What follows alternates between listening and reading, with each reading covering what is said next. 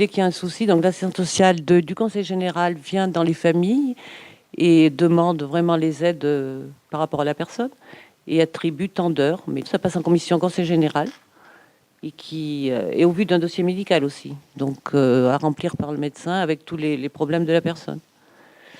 Et donc on nous accorde tant d'heures par mois. Je pense qu'il y a un élément qui est important, c'est la coordination avec le médecin traitant. Il est important que le médecin traitant soit en phase avec les personnes aidantes pour bien que l'analyse qui va être transmise soit la plus juste possible, la plus exacte possible. Pour savoir les besoins exacts de l'aidé et de l'aidant, parce qu'il faut quand même, tant que l'aidé a la parole et peut s'exprimer, c'est quand même à lui à dire ce qu'il a besoin, et puis de l'aidant après, eh bien, c'est à eux à dire ce qu'il faut faire chez soi, il me semble. Pour maman, elle a participé, évidemment, ça nous paraissait évident qu'on n'allait pas répondre pour elle, enfin, elle pouvait encore répondre à l'époque, et l'assistante sociale a complètement minimisé la situation, même si nous, à côté, on a dit non, mais attendez, ça, elle vous dit qu'elle peut le faire, mais non, on sait que nous, elle ne peut pas le faire, etc. Et elle a totalement, enfin, je pense que elle ne connaissait pas bien la maladie d'Alzheimer et l'évolution. Voyant la situation de dire que votre maman elle est en difficulté et que la personne en face, qui est la professionnelle, dit elle n'a pas besoin d'aide, vous n'aurez rien, c'est terrible. Quand elles ont une réévaluation de leur dossier ou un renouvellement, on leur rappelle bien aux aidants, aux familles, c'est important que la personne ne soit pas seule avec justement le travailleur social qui va venir, mais qui est, ça peut être nous, les aides à domicile, les auxiliaires de vie, ou quelqu'un de la famille pour peut-être... parce que la personne ne va peut-être pas pouvoir ou va pas vouloir exposer vraiment ses difficultés. Et le travailleur social va évaluer correctement justement les difficultés de la personne et les besoins réels. Et par contre, l'année d'après, bien évidemment, on a refait le dossier. Et là, on est tombé sur une personne qui a bien compris la situation, qui était une personne qui était déjà venue quelques années auparavant, qui a vu effectivement l'évolution, qui a vu la dégradation de l'état de santé, qui a fait qu'elle a dit non mais c'est on va vous mettre des heures. Comment vous voulez qu'on organise les choses? Les travailleurs sociaux, ils viennent élaborer le plan d'aide, souvent seuls. Ils viennent à un petit moment, donc ils entendent que ce que les personnes veulent bien dire. Je voulais rebondir sur ça, c'est que les plans d'aide, donc les assistantes sociales viennent, souvent il n'y a même pas les auxiliaires, alors que s'il y a bien quelqu'un qui peut dire elle a besoin de ci, elle a besoin de ça, c'est bien nous. Pensez aussi pour les personnes âgées à demander la réévaluation de l'APA. Alors la théorie c'est tous les ans, mais comme la maladie après évoluait très vite, moi au bout de 6 mois je demandais. Dans les 15 jours, il y a l'assistante sociale qui vient, ça c'est sûr. Dès qu'on a demandé, 15 jours après elle vient, et c'est là après, quand elle a fait son plan d'aide, qu'il faut qu'elle passe en commission. Et les délais les commissions, c'est très long. Il faut peut-être 6 mois pour après, si il y a un renouvellement de commission. Là, j'ai une situation où la maladie évolue très rapidement et on est en train de mettre en place des horaires un peu plus aménagés, mais c'est des demi-heures, donc c'est très court. Donc le couple a été obligé de prendre des heures sans prise en charge avant que les démarches en tant qu'APA arrivent. Voilà. C'est très long, hein. Donc c'est pour ça les aides, quand les personnes ont des difficultés, ils ne peuvent pas attendre 4 mois avant d'augmenter les heures. Et je trouve que c'était vraiment intéressant d'avoir cette convergence de points de vue, parce qu'en fait, ce qui me paraît vraiment important, c'est qu'on démarre sur un bon pied. C'est-à-dire que l'analyse du besoin permet réellement de répondre aux besoins de la situation, à la fois de l'aider et de l'aidant, enfin de la famille autour.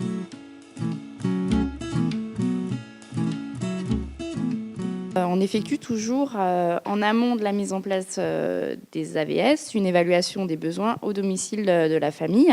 Cette évaluation, elle sert déjà à lister un peu quelles seront les tâches à faire, à faire le point sur le plan d'aide, c'est-à-dire le nombre d'heures, et après, au niveau du planning, à moi, par exemple, de mettre en place 1, 2, 3 interventions par semaine. On a ce qu'on appelle la fiche d'identification des besoins, qui nous est transmise par le travailleur social, c'est-à-dire qui va évaluer que nous avons 40 heures mensuelles et que sur les 40 heures mensuelles, il faut faire l'entretien du logement, l'entretien du linge, la préparation des repas, l'aide à la toilette. Souvent, on se heurte à la limite des plans d'aide, c'est-à-dire des financements des différents organismes. Et aussi, des fois, la remontée des aides à domicile n'est pas forcément la même que la remontée des aidants. Une AVS qui intervient dans une situation compliquée, si elle est toute seule, elle ne peut pas tenir longtemps. Enfin, c'est humainement, c'est pas possible. Il y a l'attachement aussi. Et puis le recul. Parce que en discutant, comme vous disiez tout à l'heure, en discutant avec les collègues, ça permet de prendre du recul. Et si on est tout seul, c'est beaucoup plus compliqué. Et même pour nous, quand on n'a qu'une intervenante dans des situations, parce que c'est possible dans des situations où c'est que du ménage, des choses comme ça, où il n'y a qu'une intervenante, si elle nous donne une vision des choses, eh bien, il manque la deuxième vision. Pour ça aussi que j'insiste sur le fait de ne pas être seul, parce que effectivement, quand on est seul, on a une intervention personnalisée, mais on voit notre vision à nous. Ça nous responsabilise trop, et parfois la collègue elle peut vous dire oui, mais moi tu vois, je fais comme ça et ça passe très bien. Il devrait y avoir des fiches de procédure dans toutes les maisons, parce que c'est pas évident, une remplaçante qui arrive, qui sait pas ce qu'il y a à faire. La personne, si elle n'est pas capable d'expliquer ce qu'on doit faire chez elle. Donc je pense que les associations devraient, quand elles vont chez une personne, savoir déjà ce qu'elles ont à faire. Parce que c'est pas toujours le cas. Effectivement, au début de leur venue, on remplit ensemble une petite fiche. Cette fiche, elle dit à peu près, mais de façon très succincte, ce qu'il faut faire et pas faire. Et on se rend compte en fait que les personnes, surtout les remplaçantes, ne lisent pas cette fiche. Elles ont besoin d'avoir un accompagnement. On a bien des fiches missions, effectivement, qu'on essaye de remettre à jour le plus possible, mais c'est à nouveau sur notre temps libre qu'on le fait.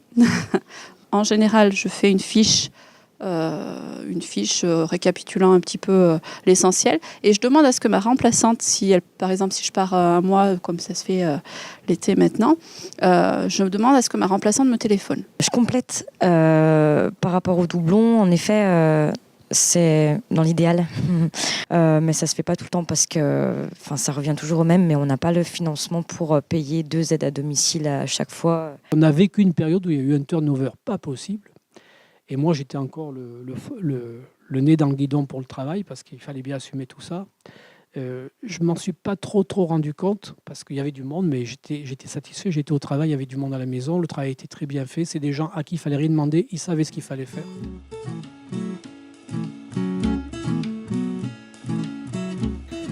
Quand j'ai été à la retraite, je me suis aperçu que c'était une usine à la maison. Tous les côtés, il y avait du monde de partout. Parce qu'il y a les aidants, mais régulièrement le médecin de famille, régulièrement l'infirmier, régulièrement des analyses, régulièrement le neurologue, régulièrement la balnéothérapie, la kinésie, l'orthophoniste, etc., etc. On avait mis en place une organisation très structurée pour pouvoir leur permettre de rester à domicile parce que c'était notre projet. La difficulté qu'on a, c'était avec tous les aidants qu'on avait, c'est la coordination. C'est pas toujours bien que ce soit la famille qui le fasse. Et c'est là où je trouve qu'on aurait eu besoin d'aide. Ça, c'est un gros sujet parce que je pense que quand il y a beaucoup d'intervenants, c'est important qu'il y ait quelqu'un qui coordonne, où il y aurait peut-être même besoin d'une personne qui coordonne autre que les structures qui interviennent, mais une personne en dehors qui coordonne tout ça. Pour justement, parce que là, comme vous disiez, vous étiez 4 à bien vous entendre, mais c'est rare. Hein.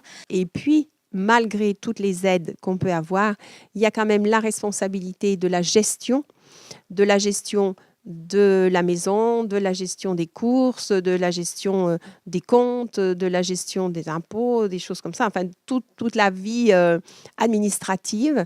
Et c'est assez, ça demande quand même pas mal de temps. Quand c'est même un enfant seul qui intervient, qui est tout seul, c'est très lourd à porter, même s'il ne vit pas dans le domicile.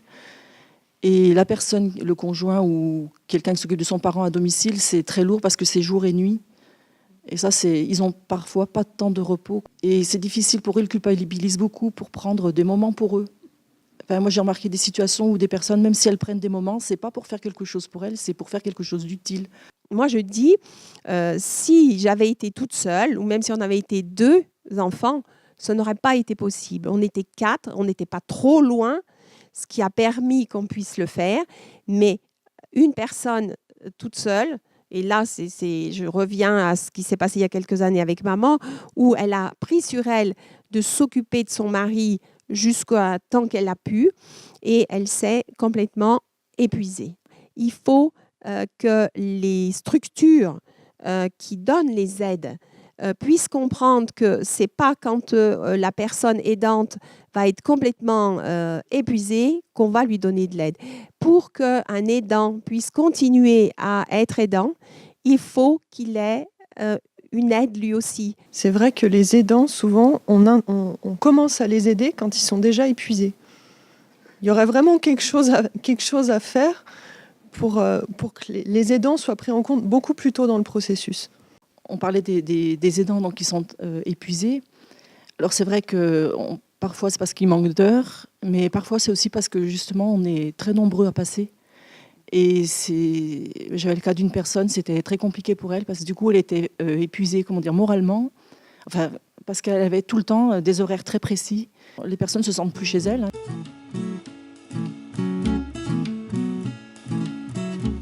Les aidants sont exigeants avec eux-mêmes et donc sont exigeants avec les aides à domicile qui interviennent.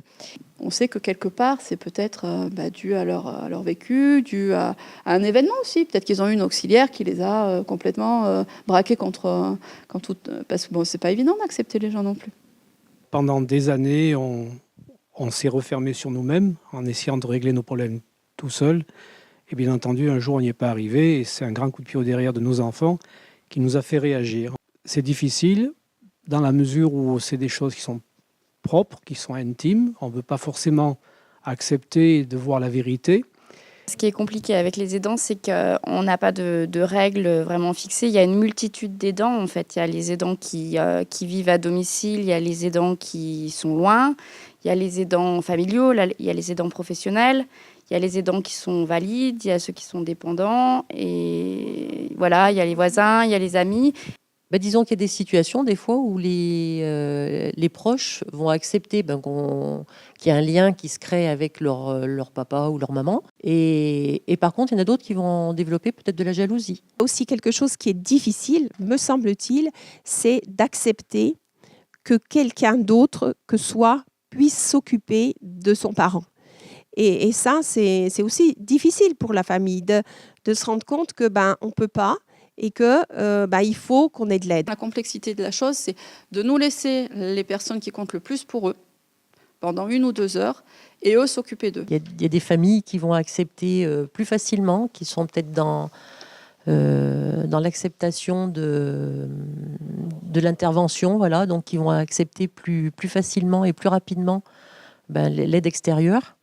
Donc pour nous, ça sera plus facile de mettre les choses en place et puis de travailler en harmonie tous ensemble. Moi, ce que je trouve difficile parfois quand on va aider une personne avec des aidants, c'est quand elles sont, par exemple, dans un couple, que c'est une situation conflictuelle, par exemple.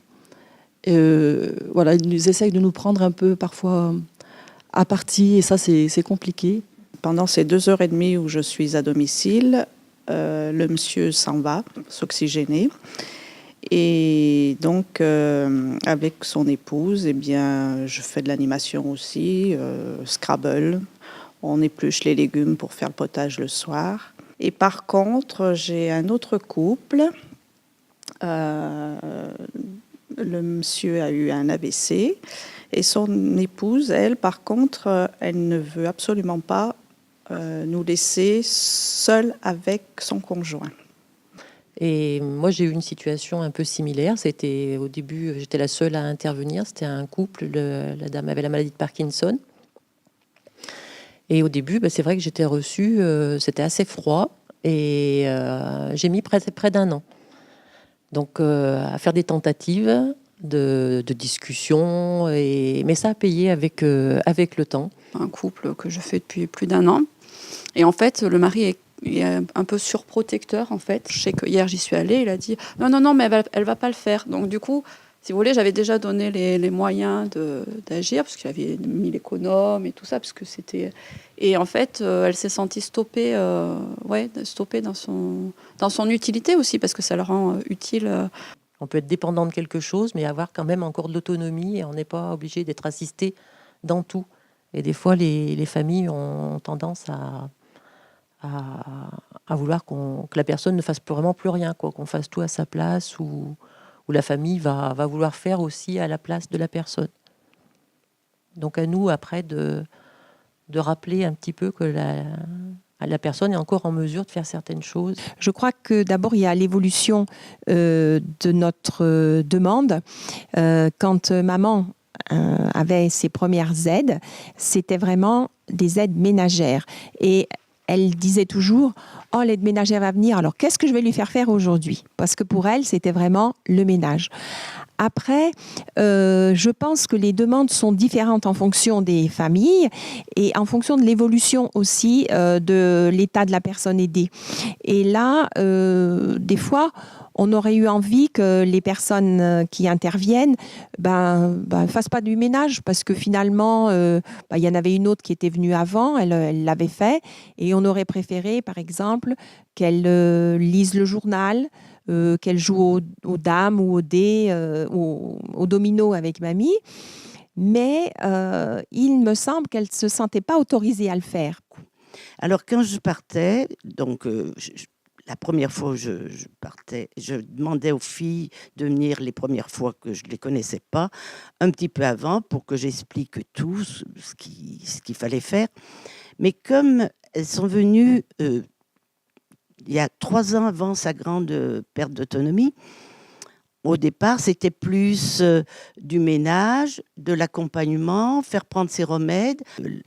Alors, j'avais fait, comme je m'absentais, j'avais écrit par ordinateur tout ce qu'il fallait faire en ménage quand elles avaient le temps, parce que leur priorité, j'aurais toujours dit, c'est mon mari. Moi, ce qui m'avait vraiment, si vous voulez, préoccupé, c'était qu'ils puissent vivre. Vous avez parlé de continuer à vivre, qu'ils puissent faire des choses, qu'ils puissent vivre, et que là où les limites que nous, on a en tant qu'aidants, c'est qu'on devient soignant et on n'est plus, nous, enfants. Enfin, ou vous, mari ou femme. Il y avait des occupations à faire. J'avais fait une liste d'occupations. Elle le promenait dans le jardin parce que tout seul ne pouvait pas. D'abord mon mari et après le ménage. Je voulais revenir sur ce que disait madame. J'ai trouvé que c'était chouette parce qu'elle parlait que c'était... qu'elle gardait surtout l'autonomie de son mari. Ce qui était important, c'était justement qu'on aide son mari, que le ménage passait après. J'ai l'impression que des fois, notre travail n'est pas forcément bien compris. Bien sûr qu'il y a du ménage, hein, ça fait partie, on ne rejette pas cette partie. Mais on doit aussi, pour préserver l'autonomie de la personne, c'est très important. Et c'est vrai qu'il y a beaucoup de familles, il y a quelques familles où c'est pas accepté. Je prends conscience du fait que finalement, les aidants, on ne nous explique pas au départ ce que vous pouvez faire. Parce que j'ai le sentiment que moi, on ne m'a jamais dit que le rôle, d'abord, c'était plus aide ménagère, et que finalement, le rôle de ces intervenants professionnels, c'était aussi l'accompagnement à l'autonomie, etc. Je pense, du coup, en travaillant avec vous, que c'est quelque chose qu'on ne sait pas. Des fois, c'est difficile de se faire entendre des aidants sur les réels besoins de la personne. Donc eux, ils veulent, par exemple, je sais pas, une toilette, par exemple, je vais prendre un exemple. Ils vont nous demander, par exemple, impérativement une douche tous les jours. Et cette personne-là, c'est pas son souhait. Et donc, c'est à nous tout le travail après d'essayer de faire entendre raison à la famille que peut-être on peut faire une toilette différemment. J'avais un petit peu de temps, on faisait l'aide à la toilette avec le SIAD, on faisait pas mal de choses. Et souvent, il me restait 5 minutes, donc je l'installais, je lui mettais du coloriage. Je me souviens que son mari, un jour, est rentré et il m'a dit « Mais qu'est-ce que vous lui faites faire ?»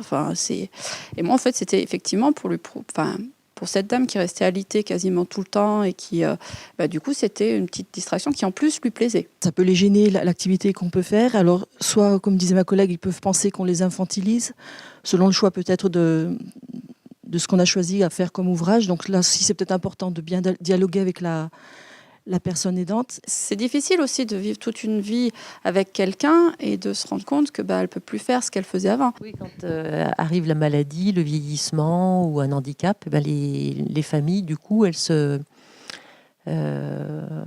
replient un peu sur elles, elles se reconditionnent pour savoir quel fonctionnement elles vont adopter. Et justement, nous, on est vraiment comme un intrus. Il y aura toujours des gens qui vont vouloir nous tutoyer. Comment est-ce qu'on se place par rapport à ça? Il y a des gens qui vont être trop familiers, qui vont tout vous... Moi, je sais que ce qui m'a désarçonné sur la toute première intervention après mon diplôme, c'était un interrogatoire. Et vous êtes mariés, et vous avez des enfants, et vous faites ci, vous faites ça, et ça fait longtemps. Et le titulaire, il arrive quand? Parce que vous êtes la stagiaire, vu votre âge. Systématiquement, je prends ma blouse, parce que pour moi, quand je rentre chez quelqu'un, je suis professionnelle. Quand je sorte chez quelqu'un, j'ai ma vie à côté, donc voilà, ça me permet de couper. Avec le temps, je pense qu'on arrive à mettre un petit peu de côté nos a priori. Et quand il y a une réaction, des fois un peu agressive ou n'importe, je pense que derrière, oui, il y a sûrement une souffrance, il y a sûrement une explication. Donc je pense que c'est avec le temps, avec la conversation qu'on peut entreprendre et mettre en place, où on peut... dénouer certaines choses et mieux comprendre après pourquoi il y a eu telle réaction à tel moment, pourquoi il se passe telle tension ou autre. Alors qu'une auxiliaire de vie, on est censé préserver l'autonomie de la personne, quand on n'a pas le temps, on est obligé de faire à leur place. Et l'autonomie, elle en prend un coup. Alors quand c'est juste un jour dans la semaine, ça passe. Mais quand ça devient un mode de fonctionnement, c'est plus de l'aide à la personne. On le fait vraiment à leur place. Et c'est comme ça qu'ils perdent de l'autonomie et qu'ils ont besoin de plus en plus d'aide. Des fois, on a une demi-heure pour les faire manger, pour les mettre en tenue de nuit et les coucher. Je ne sais pas si vous imaginez. Quand ils viennent le samedi pour la toilette, c'est mettons à partir de 9h jusqu'à 11h. On est là et je suis toujours là dans la salle de bain ou dans la chambre pour expliquer ce qu'il y a à faire. Mais je dis, les personnes qui sont seules, je pense qu'on devrait avoir peut-être plus de formation par rapport à une personne handicapée ou une personne âgée. C'est impossible à gérer. Pour eux, c'est vraiment le travail à la chaîne, ces organismes-là, ces associations. Une demi-heure, une personne âgée, faire la toilette, l'habiller, moi je trouve que c'est bousculer les personnes. On a un quotidien qui n'est pas si facile à gérer. Je pense que les gens ne le voient pas comme nous on le voit. On n'est pas là que pour faire du ménage. Parce que souvent on entend, quand on arrive, attends, j'ai mon aide ménagère qui arrive. Non, je ne suis pas d'accord. Parce qu'on fait beaucoup d'aide au lever, d'aide aux toilettes. On est beaucoup dans l'aide. Et même moralement, parce qu'effectivement, pour les aidants familiaux, oui, ils aiment bien boire le café avec nous en disant, voilà, cette semaine j'ai ci, j'ai ça. Voilà, ils ont quelqu'un à qui parler, ils le savent. Faire entendre aux familles, c'est que nous sommes complémentaires et qu'on peut harmoniser nos relations pour le bien-être de la personne aidée et qu'ils ne nous voient pas arriver comme des personnes qui vont leur donner des leçons ou leur dire il faut faire comme ci, faire comme ça. Ils ont des compétences, on est en mesure de les reconnaître, de les accepter et eux aussi, après, d'accepter que nous, on a des connaissances et ensemble, on peut faire au mieux pour la personne qui est en difficulté, qui peuvent nous faire confiance. On ne prend pas leur place, mais on est là comme eux, pour le bien-être de la personne que l'on vient aider. Moi, dans ce que vous avez dit, j'ai trouvé quelque chose de vraiment très, très, très intéressant qui résonnait bien pour moi. C'était la notion que chacun prend sa place et que on devient complémentaire entre les professionnels et les aidants. Et vous avez dit que les professionnels prennent le relais. Et moi, je trouve cette notion vraiment très, très intéressante.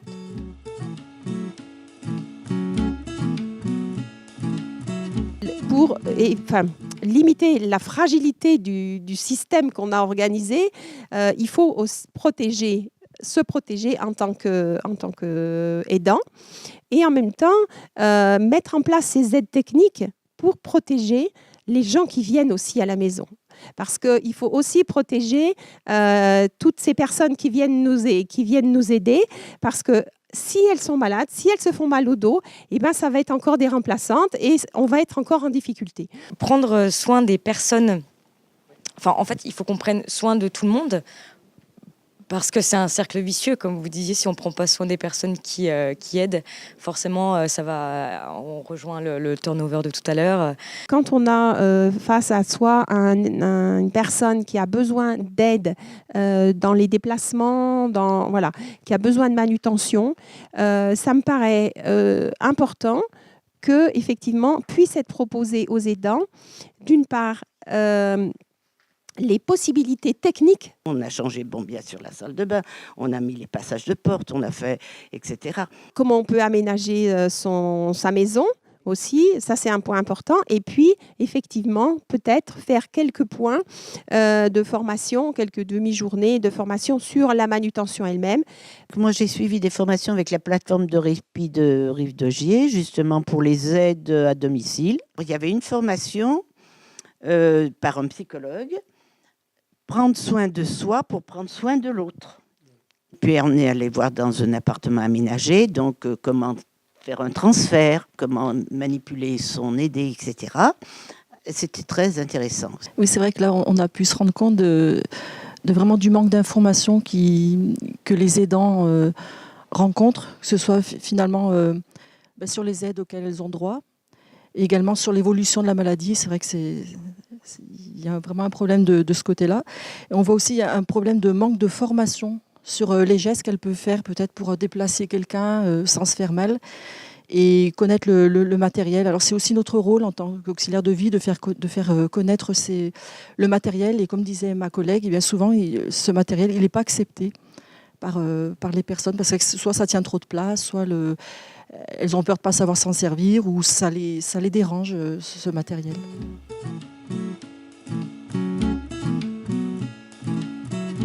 Je pense qu'on ne connaît pas encore aussi les dispositifs mis en place pour les aidants. Pas assez. On en connaît quelques-uns, mais pas assez. Et les aides à domicile sont là aussi, je pense, pour proposer aux aidants. Et si elles ne sont... si on ne leur dit pas quel dispositif existe, elles ne peuvent pas conseiller. Il manque un étage, et l'étage, c'est le mot anticipation. Donc, il manque effectivement, à mon sens, une structure, je ne sais pas quoi, qui recentre tout ça et qui dise, tiens, monsieur, son épouse a une CEP, il faut le prévenir, il va y avoir telle difficulté, voilà comment ça se gère, etc. Et ça manque, parce qu'on le découvre par défaut. Ensuite, une deuxième chose, moi, à un moment donné, j'étais vraiment pas bien du tout. Je me suis dit, mais qu'est-ce qu'il y a sur le puits pour t'aider ? Vous avez beau chercher, comme chaque... j'allais dire société, structure, association, à sa manière de se nommer, qu'il n'y a pas une fusion de tout ça. Vous avez beau chercher sur le puits pour trouver quelque chose, eh bien, tintin. Donc, en fait, on est perdu. Il y a aussi les cafés répit. Alors, je ne sais pas si c'est que chez nous, ou en fait, qui proposent aux aidants et aux personnes aidées de se retrouver par petits groupes. Ça permet aussi de se poser et puis aussi de faire une activité pour la personne aidée, parce qu'elle prend plaisir. Moi, je sais que la dame qui me dit Catherine, cette semaine, on va au café, on va faire. Donc, du coup, voilà, elle est contente et puis ça lui fait un but dans sa semaine et je trouve que c'est une bonne alternative aussi. C'est vrai que de le faire dans un café, c'est neutre aussi. Je pense que l'aidant, il va plus facilement parce que ça ne se porte pas sur le visage. Enfin, on ne rentre pas dans un lieu... Voilà, il n'y a pas d'étiquette. C'est vraiment comme s'il y allait avec des amis, finalement. Et c'est très bien aussi pour la personne aidée, parce que je trouve que ça lui permet aussi de re-rentrer des fois dans le contact de la société, parce que des fois, ils n'ont plus trop envie. Il y a la honte, il y a plein de sentiments qui doivent se mêler en eux. Moi, je connais donc la plateforme de répit sur le Puy-en-Velay. Il y a l'aide d'un psychologue, bien sûr, ou d'une psychologue. On y va quand on veut, hein. C'est-à-dire qu'on peut programmer ou ne pas programmer, c'est suivant les besoins de chacun. Ça me semble extrêmement intéressant. Mais pour moi, la première des premières formations, c'est vraiment quand une maladie est déclarée, connue. Ça serait bien que les aidants aient une formation de départ pour dire avec moult précautions, voilà ce qui risque de vous arriver dans 5 ans, dans 10 ans, etc. Comment vous devez prendre soin de vous et pourquoi. Vous voyez, qu'on fasse du préventif et pas du curatif. Je pense que déjà, de connaître la maladie, former sur les maladies. Parce que, pour un exemple concret, il y a un couple et en fait, monsieur ne comprend pas la maladie. Et ça peut avoir des difficultés après par rapport à son comportement, puisqu'il pense d'une certaine façon qu'elle réagit, que sa femme réagit comme ça, elle le fait exprès. Donc il y a de la colère après qui ressort, alors que non, c'est la maladie, et que si il avait une formation par rapport à cette maladie, peut-être qu'il réagirait moins violemment parfois. Pour savoir aussi un peu comment évolue la maladie, je pense que nous, en tant qu'aidants, on doit anticiper en nous renseignant sur l'évolution de la maladie pour savoir où on va. Si on ne sait pas où on va, on ne peut pas expliquer aussi aux autres où aller. Parce que je crois que ce dont on n'a pas conscience quand on commence à être aidant, c'est que ça va durer. Et je crois qu'il faut vraiment qu'on puisse, à certains moments, prendre conscience que ça va durer. Par rapport aux formations, parfois on nous fait faire des jeux de rôle quand même. Alors c'est des formations qui durent sur 2 jours, mais parfois, si c'est une situation aidant et aidé, on va faire, il y aura une personne qui fera un rôle de chaque, et après on va changer pour qu'on puisse ressentir ce que chacun, si on était à la place de la personne aidée, qu'est-ce qu'on ressentirait dans telle situation.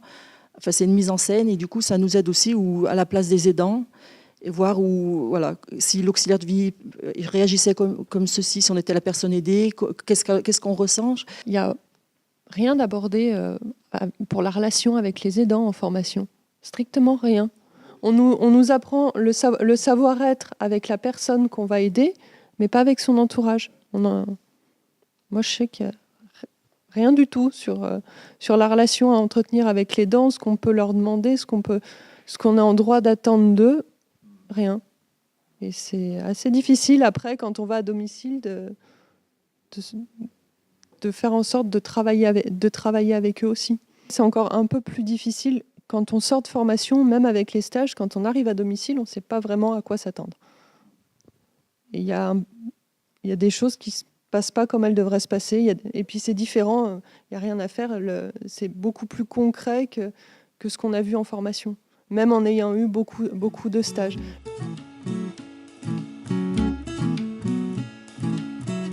On a toujours eu l'aide physique. Mais probablement, ce qui a manqué, c'est un accompagnement, de se poser tous ensemble autour d'une table et de se dire, papy, qu'est-ce que tu veux, mamie, qu'est-ce que tu veux, voilà. Les autres membres de la famille, qu'est-ce que vous voulez, et les soignants, la responsable, qu'est-ce qu'on peut voir, qu'est-ce qu'il faut faire pour améliorer les choses. Je pense que les intervenants comme les aidants, il faut qu'on soit patient, le respect de la personne et la dignité pour l'aider. La personne aidée n'est pas un enfant, mais une personne adulte malade ou en perte d'autonomie. Donc, ne pas lui faire sentir qu'il est une charge. Ça, c'est pour les deux, pour les aidants comme pour les professionnels. Puis être disponible. Vous avez dit quelque chose sur on ne sait pas ce qu'on peut attendre des aidants. Alors moi, ça m'intéresserait de savoir qu'est-ce que vous attendez de nous, en fait. Ce serait vraiment intéressant qu'on ait des moments où on puisse échanger, finalement. Et c'est vrai que c'est encore... Il y a peu de temps où on